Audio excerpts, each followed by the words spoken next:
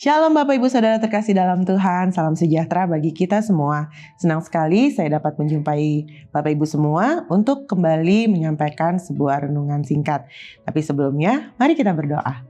Bapa, kami mengucap syukur Tuhan untuk kebaikan-kebaikan-Mu yang luar biasa yang boleh kami rasakan dalam kehidupan kami. Kalau kami boleh ada sebagaimana kami ada, kami percaya itu semua karena Tuhan. Dan kini saatnya Bapa, kami mau kembali merenungkan sebagian dari firman-Mu. Berbicaralah kepada setiap kami Tuhan Yesus, karena kami butuh firman-Mu untuk menguatkan setiap kami. Dalam nama Yesus, kami siap untuk mendengarkan firman-Mu. Haleluya. Amin. Saudara, hari ini atau saat ini saya mau menyampaikan firman Tuhan dengan tema Janganlah jemu-jemu berbuat baik. Nah, kita sama-sama membaca di dalam Galatia 6 ayat yang ke-9. Saya akan bacakan buat kita semua. Janganlah kita jemu-jemu berbuat baik, karena apabila sudah datang waktunya, kita akan menuai jika kita tidak menjadi lemah. Nah, ini adalah surat dari Rasul Paulus kepada jemaat di Galatia ketika itu, saudara, dikatakan jangan jemu-jemu berbuat baik. Karena ternyata kebaikan itu harus kita lakukan selama kita hidup, saudara. Nah, ada dua hal yang mau saya sampaikan mengenai kebaikan ini. Kita lihat sama-sama, saudaraku, bahwa ternyata kebaikan itu adalah salah satu dari buah roh juga. Ya, masih tertulis di dalam kitab Galatia 5.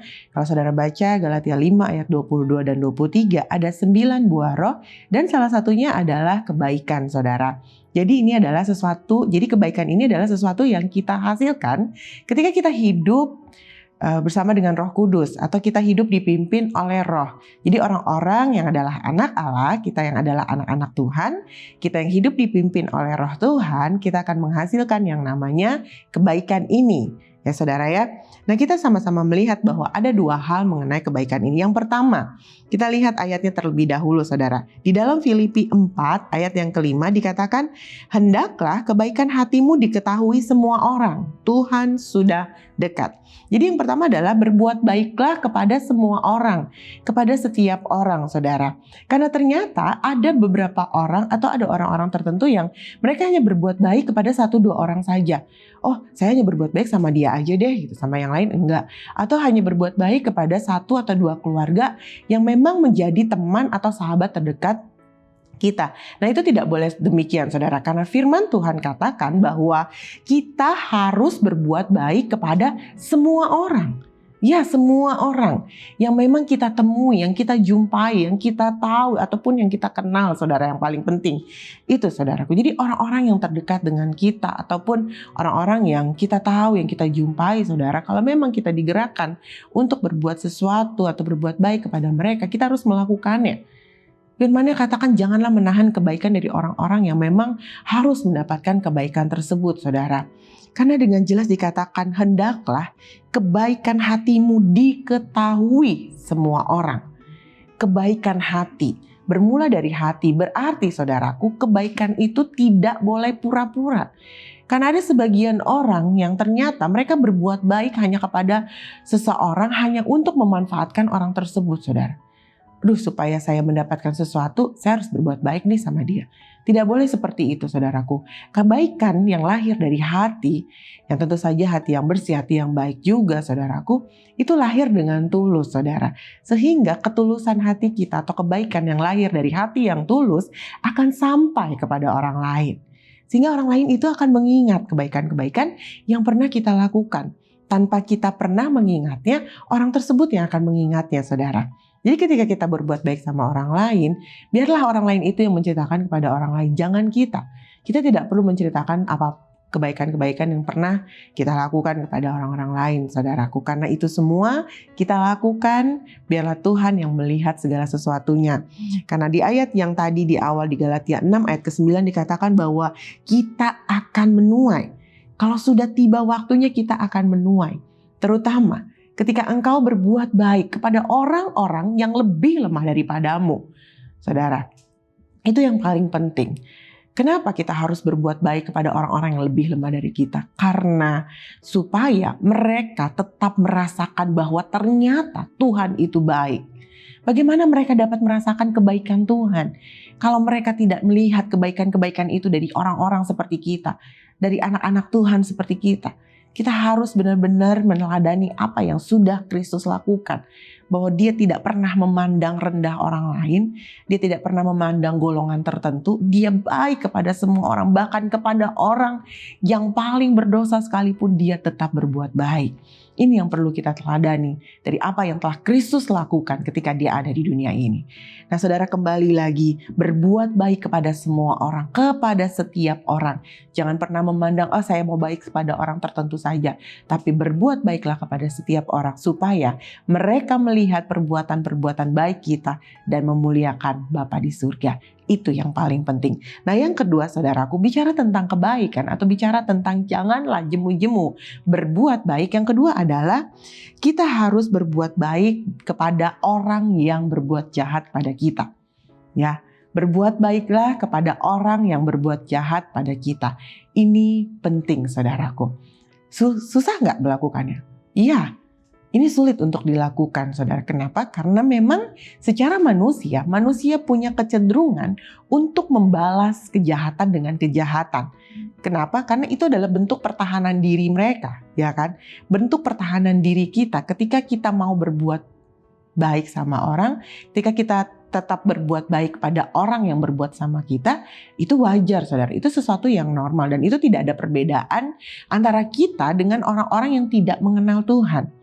Nah, supaya terlihat perbedaan antara kita yang adalah anak-anak Tuhan dengan mereka yang tidak mengenal Tuhan, disinilah letak perbedaannya. Ketika saudara dan saya, ketika engkau bisa tetap berbuat baik kepada orang yang melakukan kejahatan demi kejahatan dalam hidupmu. Ketika engkau tetap berbuat baik kepada orang yang telah menyakiti hatimu. Ketika engkau tetap berbuat baik kepada orang yang telah berulang-ulang kali berbuat salah kepadamu. Disitulah letak bahwa engkau adalah sungguh-sungguh anak Tuhan.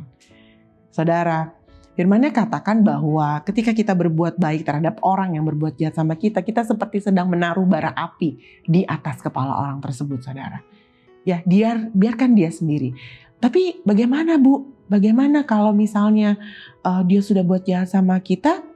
Loh, enak sekali dong dia gitu. Dia tidak dapat balasannya dong. Dia harus mendapatkan balasan setimpal dengan perbuatannya.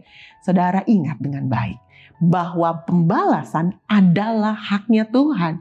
Kita sama sekali tidak punya hak untuk membalas setiap perbuatan orang-orang yang telah menyakiti hati kita.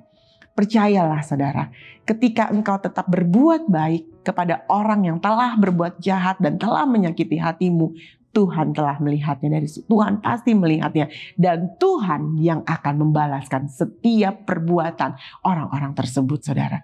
Kita tidak perlu membalas karena kita sama sekali tidak punya hak akan hal tersebut, saudaraku. Tapi biarlah pembalasan tetap menjadi hak pembalasan tetap menjadi haknya Tuhan. Biarlah Tuhan yang membalas segala sesuatunya, saudara. Tugas kita hanyalah tetap taat dalam melakukan setiap perintah Tuhan. Dan perintah Tuhan adalah salah satunya tidak membalas kejahatan dengan kejahatan, tetapi balaslah kejahatan dengan kebaikan. Karena level tertinggi dari kebaikan seseorang adalah ketika dia mampu membalas kejahatan dengan kebaikan. Sekali lagi saya katakan bahwa level tertinggi dari kebaikan seseorang adalah ketika dia mampu membalas kejahatan dengan kebaikan. Itu yang paling penting, karena itulah yang diajarkan oleh Tuhan Yesus kepada saudara dan saya. Nah, kembali lagi saudaraku, di dalam Roma 12 ayat 21 dikatakan, janganlah kamu kalah terhadap kejahatan, tetapi kalahkanlah kejahatan dengan kebaikan. Jadi ketika kita berbuat baik saudaraku, kita telah mengalahkan yang namanya kejahatan. Ya, meskipun seolah-olah terlihat kita kalah, meskipun seolah-olah terlihat kita mengalah, saudara. Tapi percayalah, mengalah bukan berarti kalah. Berbuat baik, firman-Nya katakan bahwa kita telah mengalahkan kejahatan orang tersebut dengan kebaikan yang kita lakukan. Kita telah mengalahkannya.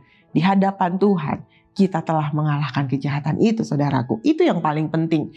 Karena setiap perbuatan-perbuatan baik kita, meskipun saudaraku, orang itu merasa bahwa oh tuh kan saya yang menang atau apa, itu tidak masalah, karena pada akhirnya adalah setiap kebaikan-kebaikan kita itu adalah urusan kita dengan Tuhan.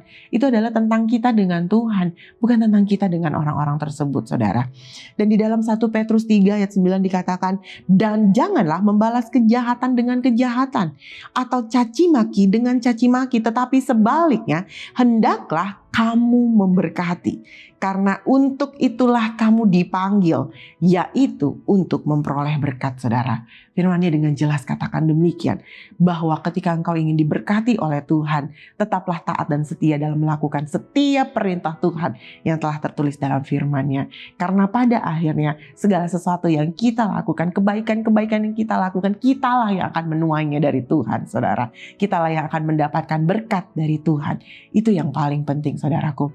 Jadi kembali lagi, saat ini Tuhan kembali mengingatkan kepada saudara dan saya untuk jangan jemu-jemu dalam berbuat baik. Untuk kita tetap berbuat baik selama kita hidup, saudara. Ketika hari terakhir, apa yang mau orang lain mengenang tentang kita?